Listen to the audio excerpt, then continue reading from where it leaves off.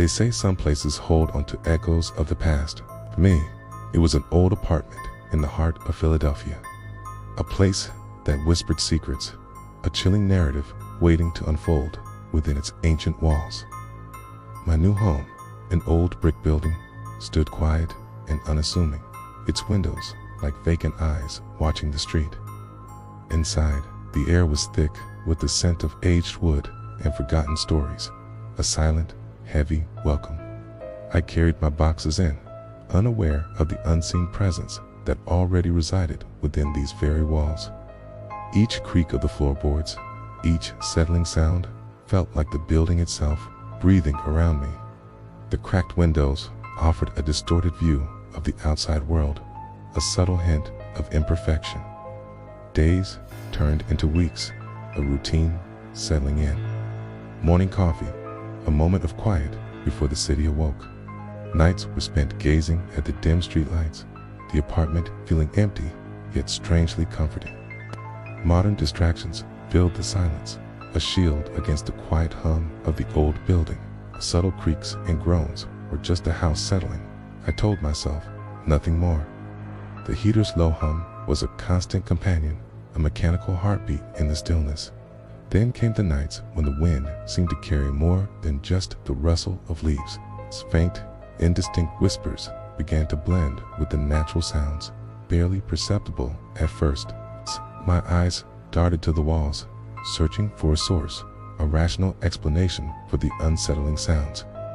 The shadows seemed to deepen, to move with an unnatural rhythm, playing tricks on my tired mind. I tried to ignore them, to drown out the growing unease with music, with the mundane. But the whispers grew louder, more insistent, weaving themselves into the fabric of my thoughts. They began to form words, chillingly familiar, referencing details only I should know.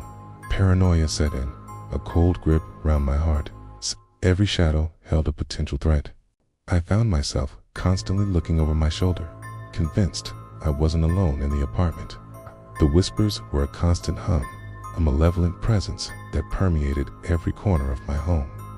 One midnight, I sat frozen on the couch, the whispers, now a cacophony, drawing me towards the far wall. A strange compulsion, an irresistible pull, guided my hand to reach out, to touch the surface. The texture changed beneath my fingertips, becoming sticky, warm, and sickeningly soft. Then, the horror revealed itself. Hundreds of overlapping handprints, glistening as if wet. Some were small, childlike, others large and grotesque, all pressed into the wall's surface. I recoiled in terror, a scream caught in my throat, the air thick with a sweet, unsettling scent. I ran to the kitchen, frantically turning on every light, desperate to dispel the nightmare. But when I looked back, the handprints remained, stark and undeniable, mocking my sanity. The whispers became clear, distinct voices, inviting and insidious. You see us? Come touch. Stay with us, they urged, their words echoing in the sudden, terrifying silence of the apartment.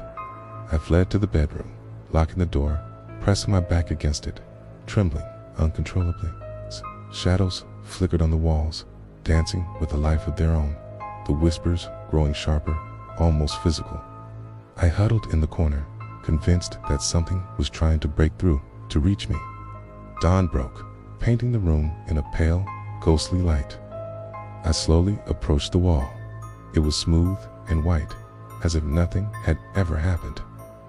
No handprints, no trace of the horror. Was it a dream? Hallucination? I paced, desperately trying to rationalize the impossible. My mind raced, searching for any logical explanation, but finding only a terrifying void. I tried to resume normal life, but the whispers returned nightly, a persistent, unwelcome guest. Subtle smudges appeared where I touched the walls, faint and fleeting, yet undeniably there. The voices echoed my own thoughts, twisted and questioning, blurring the line between reality and madness. I had to escape. I moved out, seeking a new apartment, a new beginning, far from those walls. In my new place, the heater hummed, the walls were smooth, and silence reigned once more. But then, a soft whisper, right behind me. "You see us?" And a sensation of an unseen touch. The presence had followed. Some echoes, it seems, can never truly be left behind.